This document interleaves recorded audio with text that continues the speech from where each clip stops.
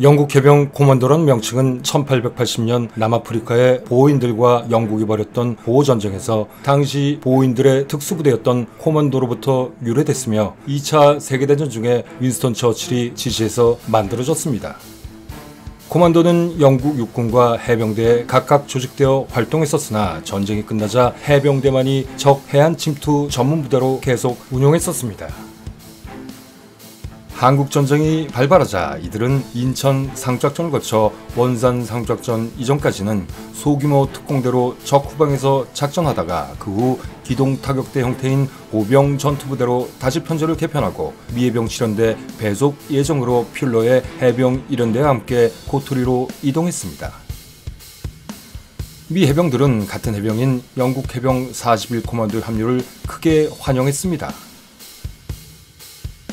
고토리 기지에서 미 해병 1연대 병사 하나가 41코만도 소속 데이브 브래디 중사의 푸른 베렘에 꽂혀있는 모표를 뚫어지게 쳐다보며 브래디 중사에게 아저씨들이 지구의 반을 가졌네요. 그럼 반은 우리 거예요. 라며 농담을 했는데 그것은 영국 해병 41코만도의 푸른 베렘에 붙어있는 모표에는 동반구가 앞으로 나온 지구 모양이 새겨져 있었고 미 해병대 상위 칼라에는 서반구가 앞으로 나온 지구 모양이 새겨진 심볼이 붙어 있었기 때문이었습니다.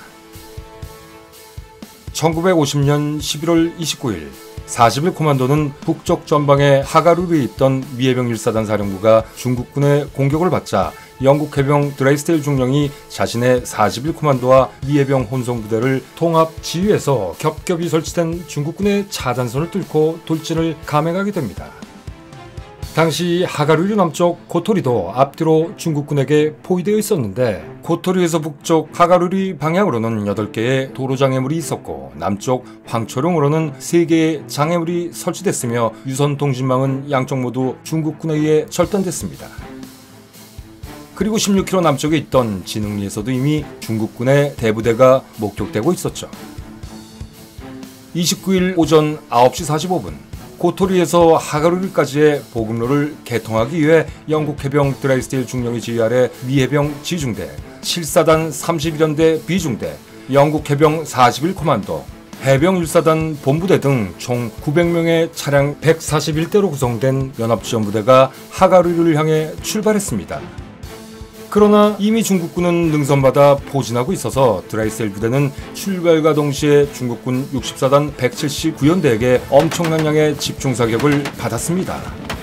이에 정오가 되어도 불과 3km밖에 전진을 못하자 1연대장 퓨러 대령은 드라이스데일의 지원부대에 M26 퍼싱 전차 29대로 편성된 블루스 클라크 대위의 해병 D전차 중대를 추가로 배속해 주었는데 배송만 해주고 지휘권은 드라이스데일 중령에게 주어지지 않아 전차 중대장과의 지휘 협조가 원활하지 않았습니다.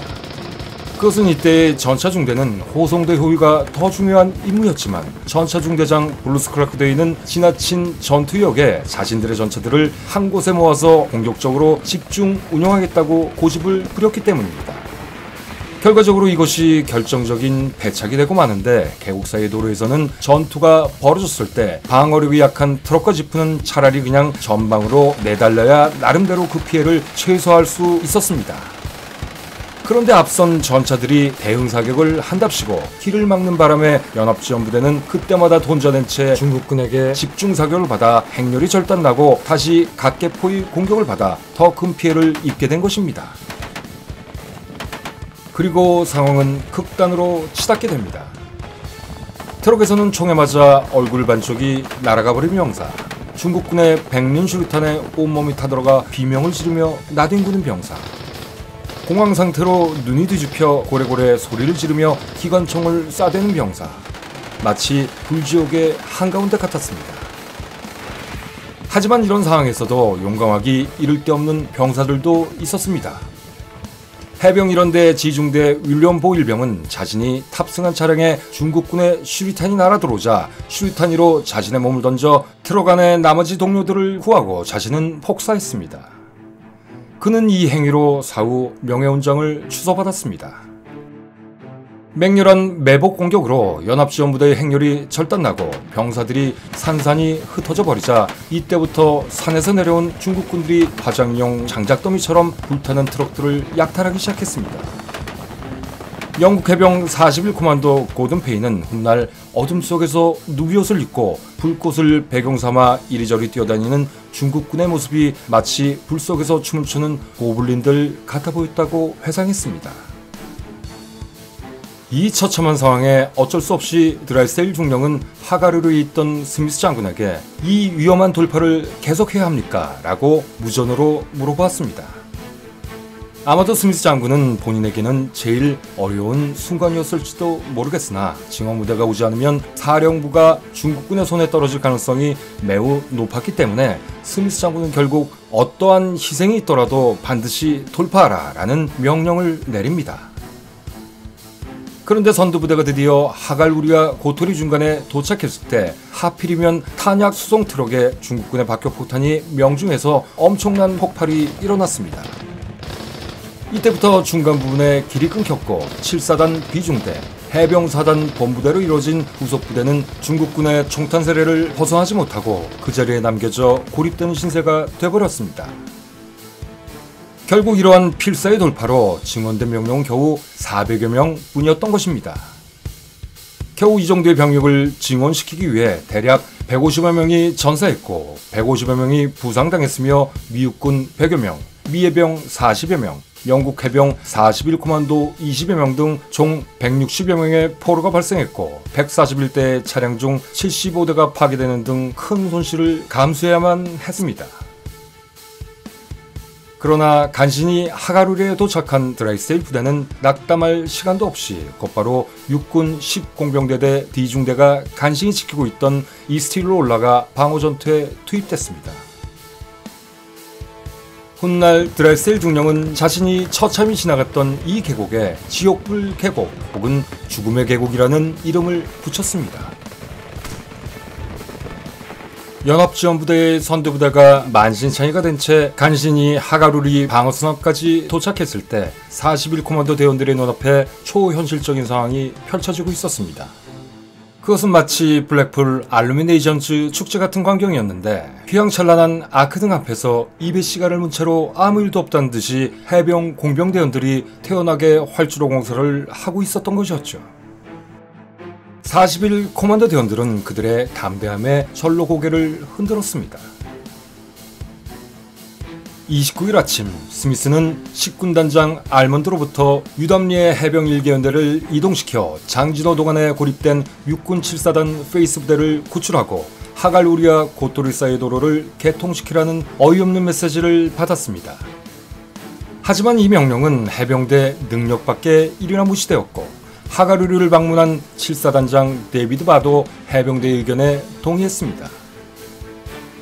하가루리에 있던 호주 7사단 부사단장은 어떻게든 장진호 도간의 부하들을 구출하려고 노력했지만 병력이 없었습니다. 이에 반해 7사단장 바소장은 아무런 구출 노력도 거의 하지 않았는데 훗날 페이스 부대를 버리고자 결정한 것도 사실상 사단장인 바 자신이었음이 밝혀집니다. 애초 10군단의 작전 계획은 미 육군 3사단이 미 해병대의 후속으로 고토리와 함흥 사이의 진출로를 책임진 것이었습니다. 이에 해병 1사단에서는 계획대로 육군 3사단이 고토리 후방의 진흥리를 인수해주면 진흥리에 있는 해병 1연대 1대대를 고토리로 올리겠다라고 10군단에 요청을 했습니다.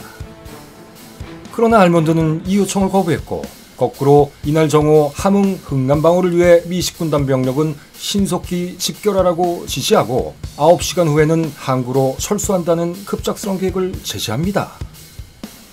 물론 이 계획에 해병대와 31연대 전투단은 포함되지 않았죠. 다시 말해 10군단은 해병 1사단과 자신의 육군 부대인 31연대 전투단까지 중국군의 미끼로 던져버리고 그동안 철수 준비를 할 시간을 벌겠다는 무책임한 계획이었죠. 결국 나중에 수정되지만 당시 공황 상태에 빠졌던 메가더의 심리 상태를 단적으로 보여주는 것이라 할 수 있겠습니다. 앞서 말한 바와 같이 이제 자력으로 후퇴할 수밖에 남은 길이 없다는 것을 깨달은 스미스 장군은 독단으로 전면적인 철수 명령을 내리게 됩니다.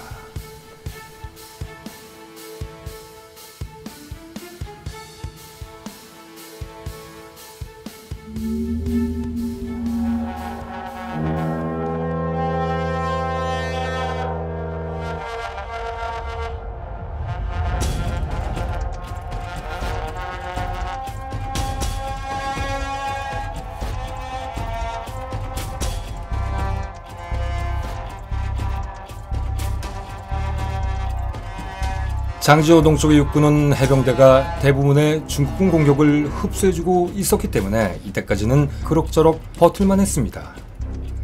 그리고 스탠포드 해병대가 유도하는 해병 항공대가 지속적으로 네이팜탄, 로켓포, 기관총 등을 사용해 주변의 중국군을 공격해 주었습니다. 또한 중국군의 공격이 있을 때마다 맥클리무트 대위의 M19 보포스 대공포들이 불을 뿜어 여전히 방어에 결정적인 역할을 하고 있었습니다. 하지만 29일 밤은 너무 추워서 미군 병사 하나가 자신에게 인호해서 앉은 자세로 얼어 죽었습니다. 아직도 후동리의 31 전차 중대는 15대의 셔먼 전차와 M26 버싱 전차를 2대 보유하고 있었습니다.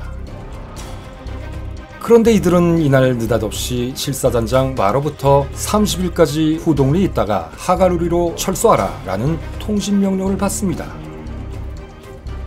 함께 있던 연대본부는 통신이 두절된 상태였지만 30일 전차중대는 부사단장 호주준장이 전날 전차 한 대를 얻어 타고 하가루리로 이동한 관계로 전차 무전기를 이용해 하가루리와 통신이 가능했던 것입니다.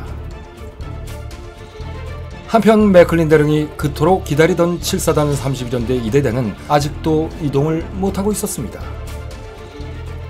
31연대 2대대는 이날 늦은 오후에야 군단으로부터 함흥과 하가루리 중간인 마점동으로 이동하라는 지시를 받고 30일 아침에야 북쪽으로 이동했지만 이마저도 황초룡에서 중국군의 공격을 받자 고토리전 5km 지점에서 주저앉아 버리고 맙니다.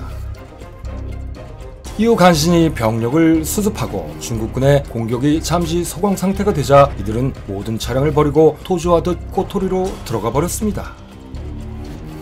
이때 벌어진 차량들은 11월 5일까지 그냥 그 자리에 방치되었고 마치 중국군이 구축해놓은 효과적인 장애물처럼 돼버리고 말죠. 그리고 고토리에 들어간 31연대 2대대는 더 이상 진격은 하지 않고 장지호 전투가 끝나가는 12월 12일까지 그냥 고토리에 눌러앉아 버립니다.